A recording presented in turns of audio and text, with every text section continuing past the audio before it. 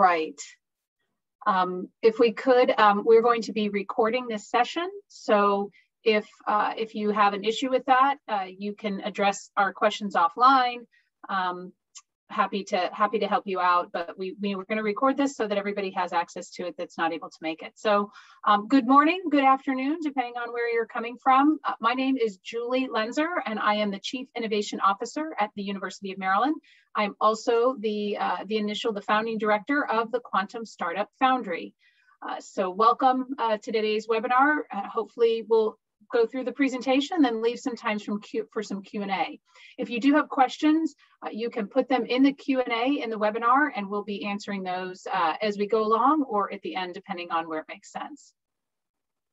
So the Quantum Startup Foundry. Today, we're going to talk a little bit about the motivation behind the Quantum Startup Foundry, what our approach is, how we're doing that, and next steps. So it should be fairly straightforward. So Quantum at the University of Maryland, we've been doing this for 30 years, and I suspect that a number of you have been researchers in quantum for a long time as well. The University of Maryland has over 200 researchers, one of the greatest concentrations in the world. We are number 2 among public institutions in quantum physics and one of the top 10 universities in the world in quantum research. So this is something we've been doing for quite a while. In addition, our region, last January, we formed the Mid-Atlantic Quantum Alliance. And so we have access to quite a number of really high-end quantum resources, partners, universities, government labs. In fact, in Maryland, there's about 75 government labs, US government that is, and a number of companies that are working in this space. The university itself is actually very focused on innovation and translation of research results into startups. And so we have over 60 programs for innovation and entrepreneurship, including a top-ranked business school. This is our innovation gateway. If you want to see some of the resources that we have, innovate.umd.edu. But it's all of these assets and these resources that we're building on that led us to starting the Quantum Startup Foundry. But there was one event that really, I would say, was the catalyst. So we did start working on the idea for the Quantum Startup Foundry about a year ago. And then earlier this year, many of you may have heard of a company, IonQ, with their announcement to go public with a $2 billion valuation. And in conversations with startup Chris Monroe, really realizing that we had something interesting here. We have something unique here in this ecosystem. This was really the catalyst that said, now is the time for us to launch the Quantum Startup Foundry.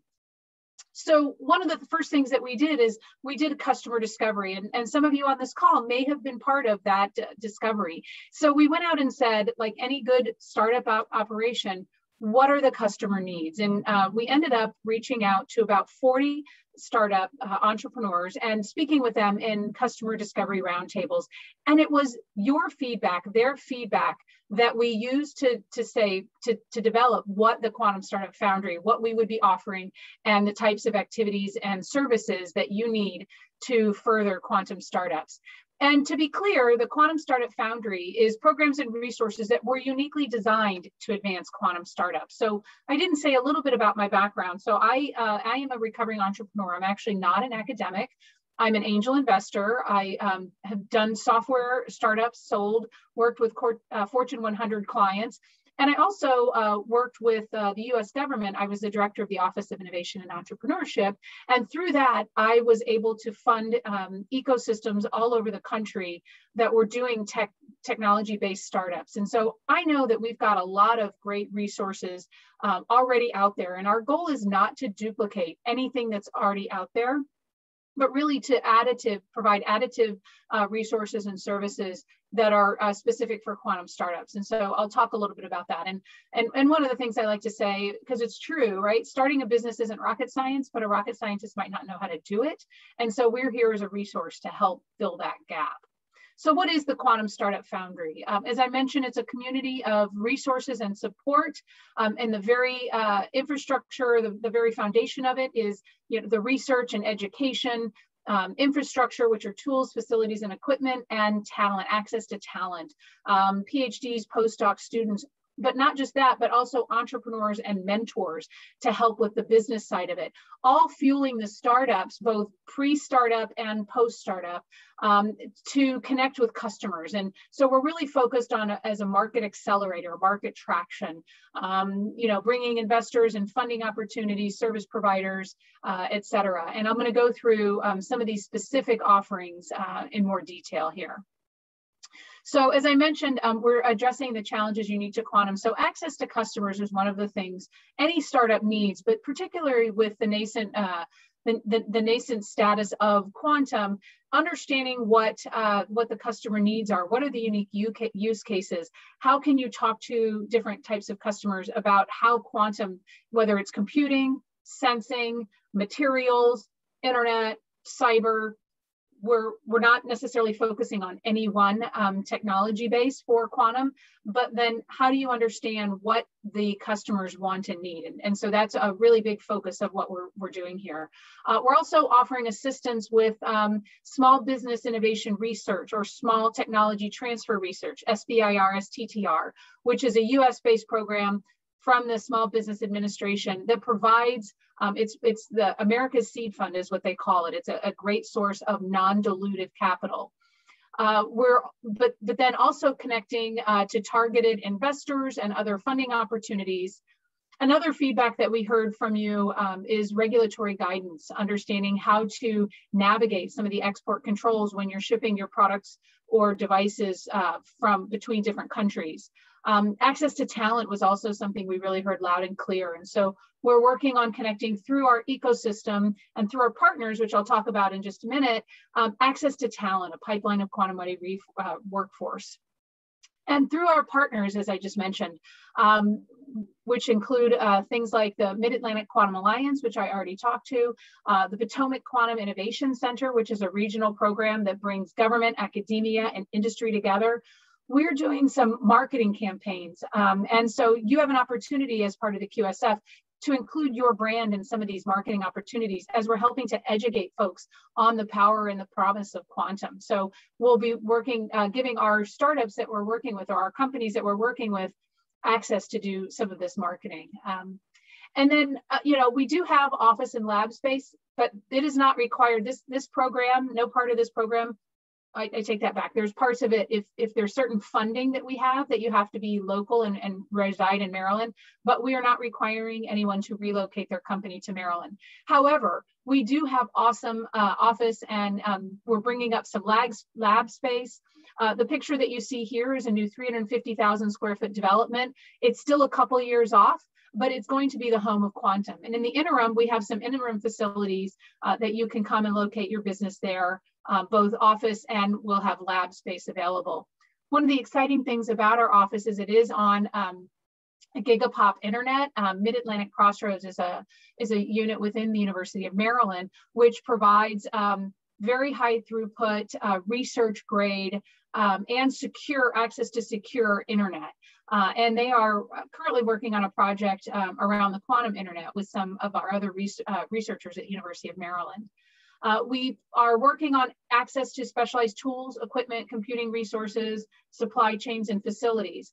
And so we're still building that out. So if you have specific equipment and tool needs, please let us know. This is going to be more than just what we have here at the University of Maryland. This, again, is where we're really jumping in and taking advantage of our entire ecosystem through the Mid-Atlantic Quantum Alliance, the various government labs that we have in the area. And our goal is to find a way we're going to make this easy access so that you can get access to this network of facilities and equipment in a way that you couldn't with it, not being just coming off the street.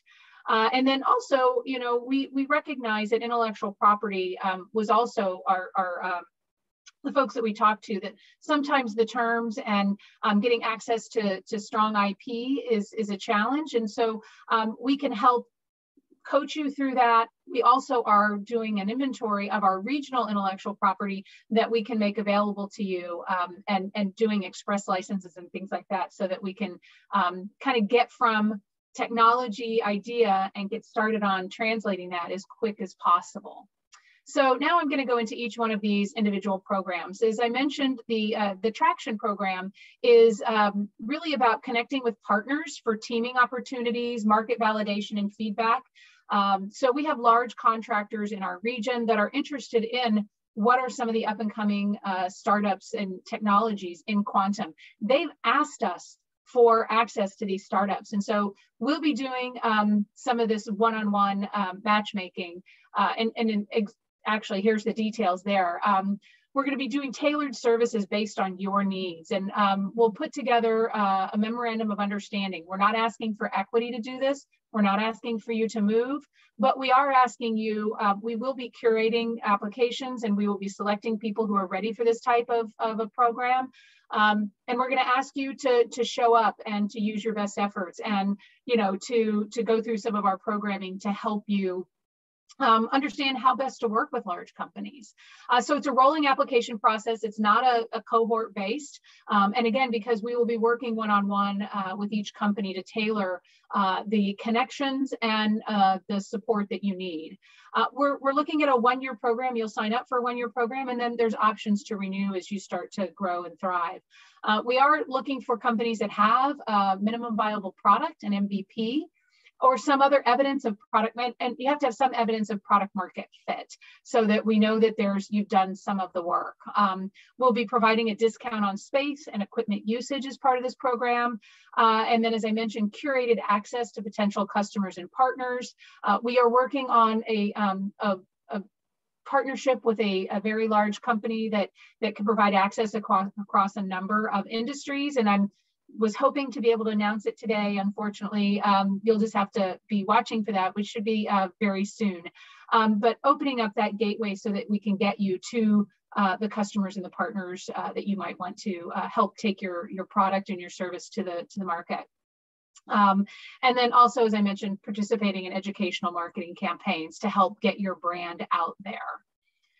The next program is called Pretraction, and the goal of that program is really to improve competitiveness for these SBIR and STTR awards.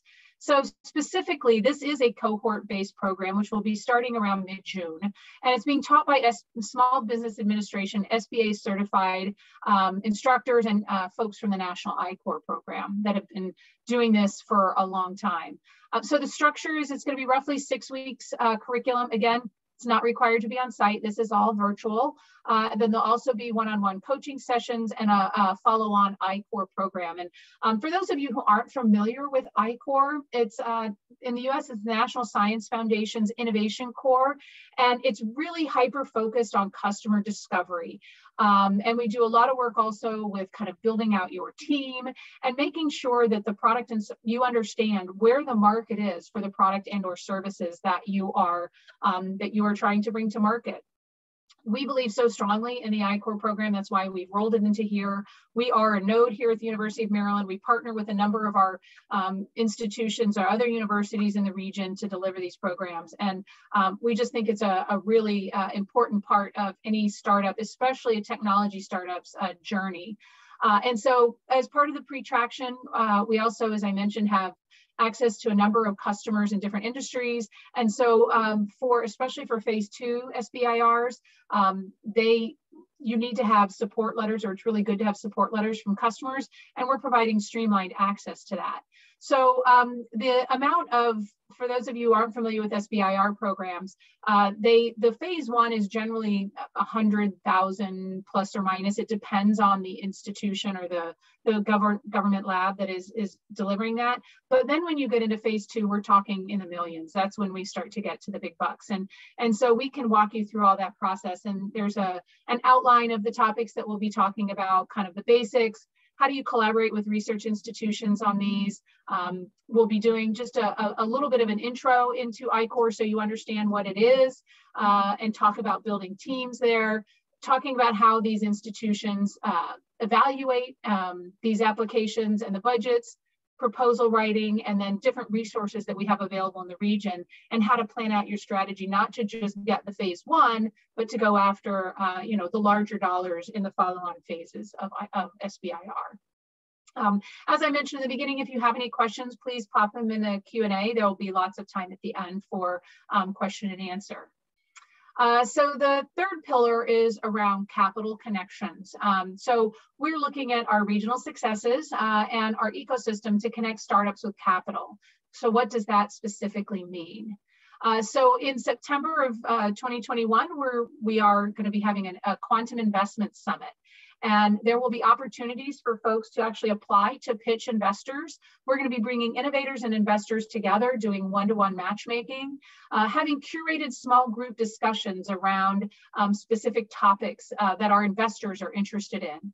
We're looking to do this in 2 half days in person, but with virtual components. And the reason that we're doing 2 half days is to accommodate a more global audience. So that if we have folks overseas that aren't able to come to the US for this does not preclude you from applying for the one-for-one matchmaking. And we'll have showcases for both startup and growth companies as a part of that event. In addition, for companies that are actually located in Maryland, have an office in Maryland, we have a bunch of other capital options. We have something that we'll be launching called the Discovery Fund, which will, and these are, most of these are equity-based. The Maryland Momentum Fund, which is run by the University System of Maryland, and the Maryland Venture Fund, and all of those are equity-based. We have good partnerships with, I am on actually the executive committee of the Maryland Momentum Fund. The Maryland Venture Fund is a state-based program, so it is more of an economic development investment program. I believe you do have to have your headquarters in Maryland, but we have access to a bunch of different types. And we run an angel group called the Dingman Center Angels, which is the most active angel group in the DC, Maryland, Virginia area, as well as ties to investors that have invested in some of our spinoffs, such as IonQ. Other programs that we have at the state of Maryland, Maryland Industrial Partnerships, MIPS program. I will send out a copy of these slides so you can click through to the link.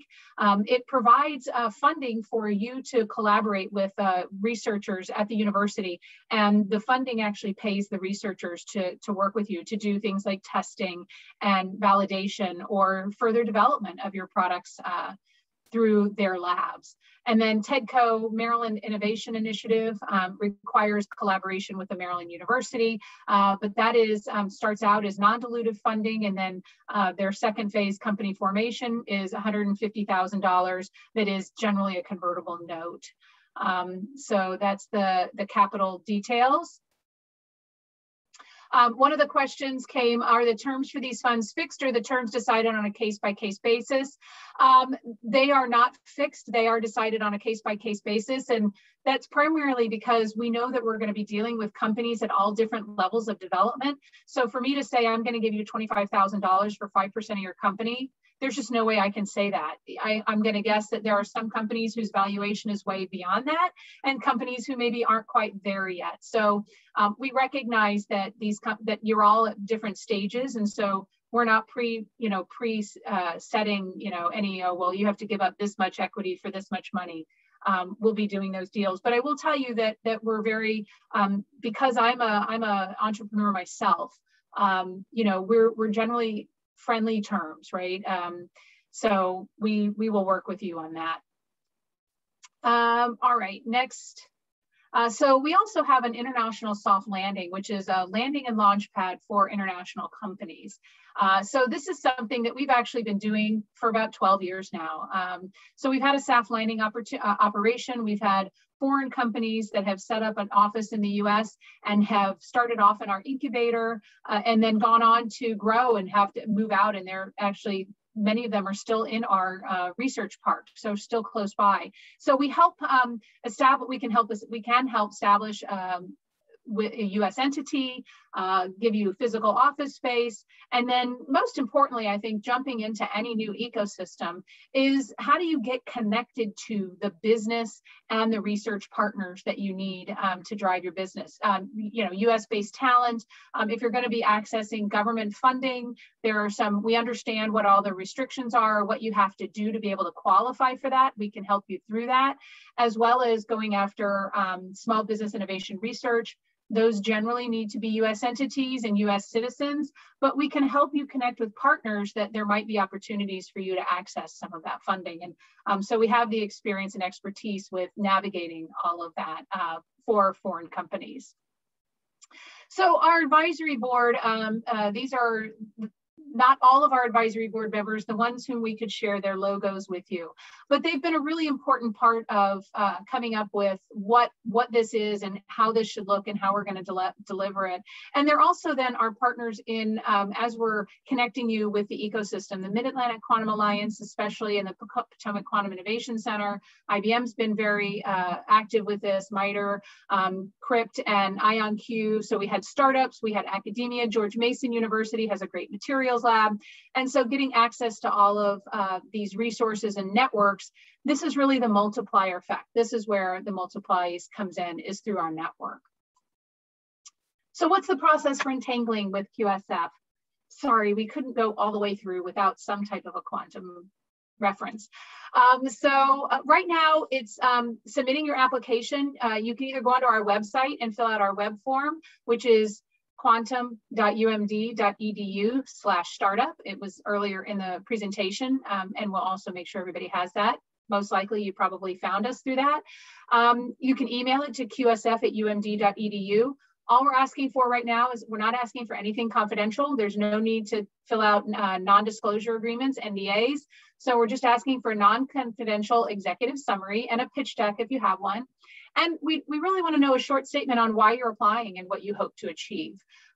So once we receive your information, we'll then schedule a screening meeting where you'll meet with our team to talk about your company. And I know that a number of you have already met with our teams, and thank you for that. And then once we accept you into one of the programs, we'll do an intake meeting with our QSF team to develop and review a tailored plan for you. And I think this is where this is really different because, again, we do recognize that you know, quantum computing is different than quantum sensing is different than materials and internet.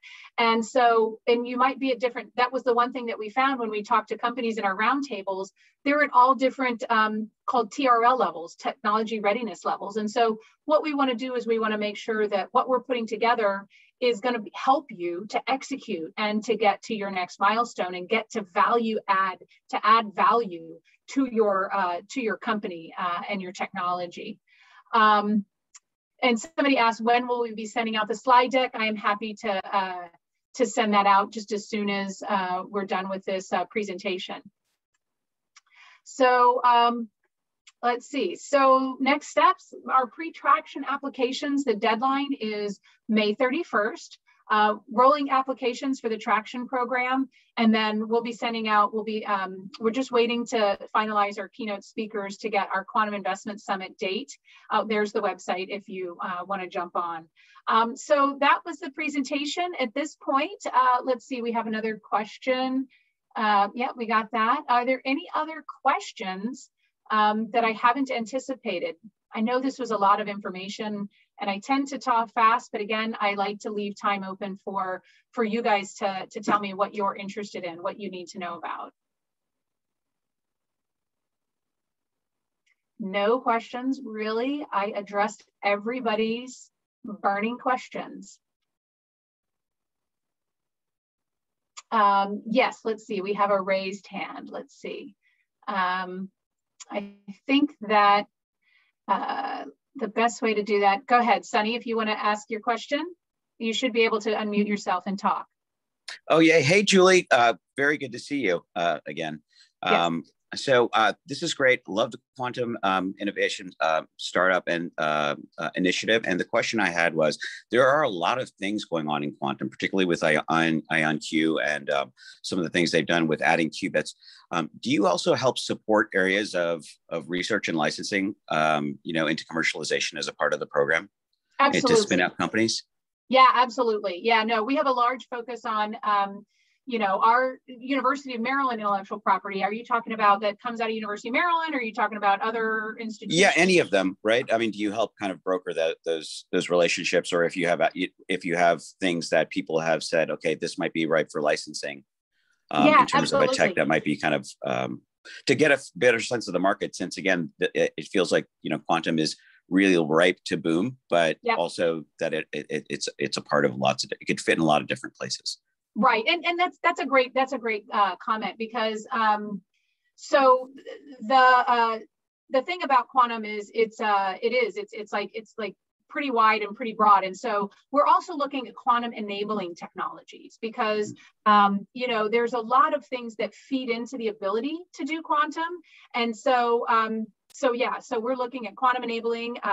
We've got, so part of our IP project is to catalog and bring together regional IP, and we will help you with some of that negotiation and getting that out and commercializing that. And if it happens to be University of Maryland IP, that opens up some other funding opportunities for you, mostly both non-dilutive and some dilutive. Very exciting. That help? Yes, that was perfect. All right, great, thank you. Let's see, we have some more questions that I'm going to go ahead. What is the business model for QSF, equity, fees, etc.? You didn't miss it because there are no equity, there are no fees. Then why are we doing this?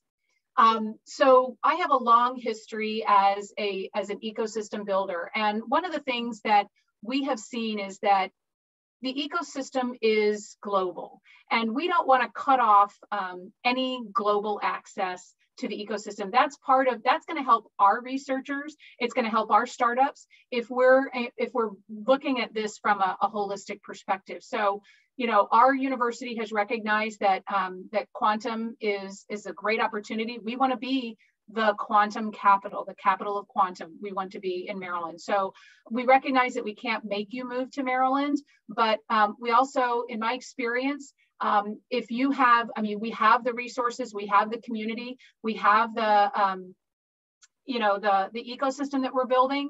If you're looking for that and being located in that would be helpful for you, we want to make a place for you. So no trick. There's nothing hidden here.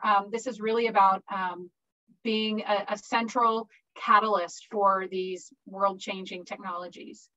So do any of the programs come with some priority hardware access to IonQ's quantum computer or IBM's? We are working through we are trying to work through some of the agreements to get that. So stand by for that. Quantum, I mean, IonQ, of course, you can get many of those on AWS, I believe right now, and I think also the Azure platform. So, but we are in conversations to get priority access. So thank you for that question. All right, let's see. Some examples of engagement with companies in the past cohorts. Well, we haven't had any past cohorts yet because this was just launched April 21st.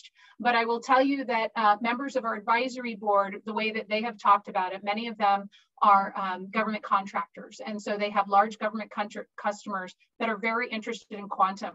But these customers are not necessarily solution providers, or they are solution providers, but they don't have their own research and development. They don't have their own technologies. And so they have come to us and said, we would love to get access to really innovative startups that we can partner with to go after contracts with, like, say, DARPA or the Navy, or, you know, different organizations within the government or large corporate. So, so that we don't really have any examples yet, but those are the types of things that that we're looking at. So to get you in front of customers and partners to help talk about how to validate your technology and then how to go forward for particular opportunities. I already had a screening meeting. How do I know the status of my application? That's a great question. So applications, especially for the pre-traction, are not due till the end of May, and we should be getting back to folks very quickly after that. If we're going to start in mid-June, so very shortly after, if not before the end of May, we should get a response on the status. So thank you for that question. Let's see, does University of Maryland JQI have an existing fiber testbed for testing quantum networking devices? That's a great question. Is Amanda on? Yeah, I'm here. So the answer for immediately is no, but it's definitely within the works. It's in the work? It's in the works. It's something that we would have to talk about on an individual basis. Yeah, okay. That's good to know, thank you. What is the difference between UMD's QSF versus an incubator or accelerator? So there's lots of incubators and accelerators around the world. So what we're really focused on is quantum specific needs. So we do have, I mean, from an incubator perspective, we do have space. We can connect you with our ecosystem, has a lot of lawyers and accountants and things like that. An Accelerator is generally, you know, a cohort based. It's a time fence program. You go through with a bunch of people and you do a demo day at the end. We're not really doing that because, again, you know, if we have companies that come to us or faculty members that have come to us that have an idea, we've been referring them to like the Creative Destruction Lab. In fact, we're in conversations with them about how we can work together.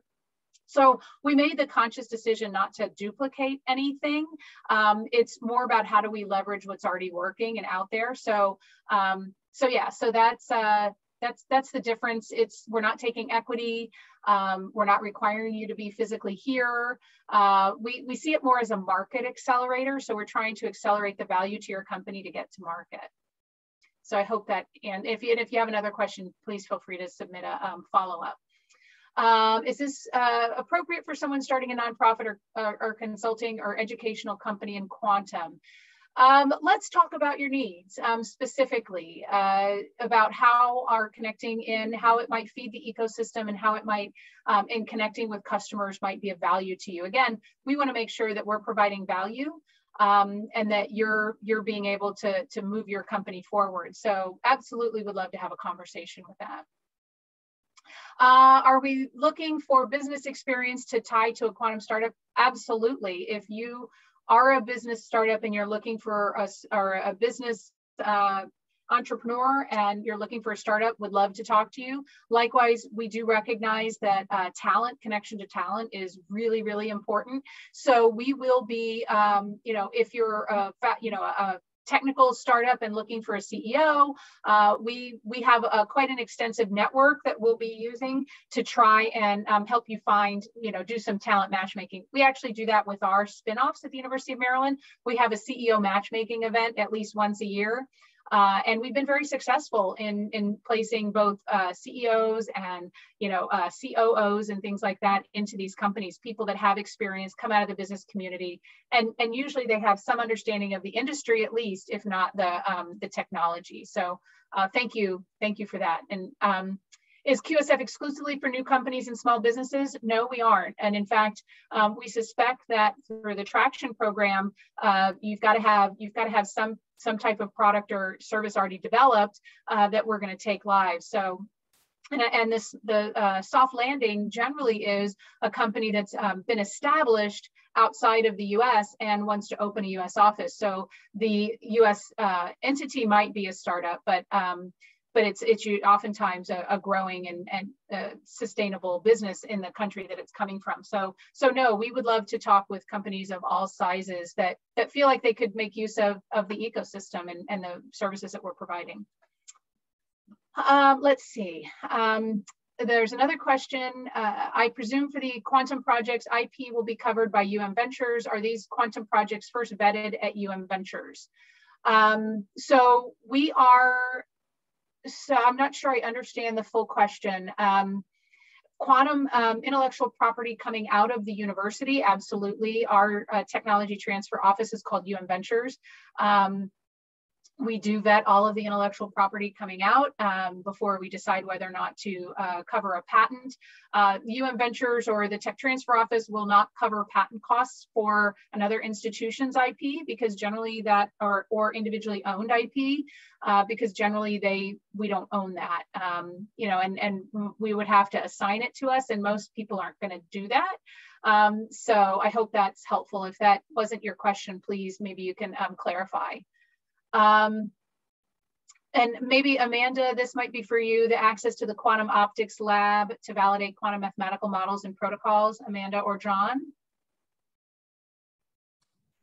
Some of the equipment that we are purchasing for the general lab that Julie spoke about would be sufficient, in my opinion, for this. I am not a quantum scientist, so I will say that. I just work with them. That being said, I do know that there are options for other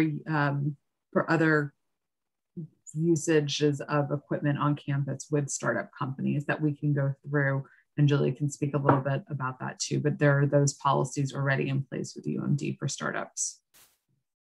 Yeah, I mean, happy to talk offline. John, did you have anything you wanted to add to that? Yeah, I'll just jump in here and say, if you have particular needs or particular equipment that you're looking for, if it's at the University of Maryland, great. But if it's at one of the other members of the MQA, I am happy to help connect you in with that and really accelerate what the technical need is. So just shoot me a line and let me know. Yeah, and you can reach us all through qsf@umd.edu if that's helpful. So any other questions? I don't see any in the Q&A. Hopefully we've been able to ask your questions. If you think of something afterwards, please don't hesitate to reach out. As I mentioned, the deadline for the Pretraction Program is actually the end of May. We'll take rolling applications for the Traction Program, and as soon as we have the date for the Investment Summit and the speakers, we will let you know. So with no other questions, good luck to you all and look forward to connecting with you. Soon. I was looking at a point of view from a PI in the labs here at Maryland. If a PI is interested in using the Foundry, will that PI go to UM Ventures for advice and input? Yes, that's a great place to start. Piotr is going to be working specifically in quantum and handling all the quantum disclosures and interfaces with the UM Ventures. Amanda, and I also work within the Quantum Technology Center, so happy to talk about that as well. Yep. All right. Well, thank you all for your time, and we hope to see you in the coming future very soon. Thanks.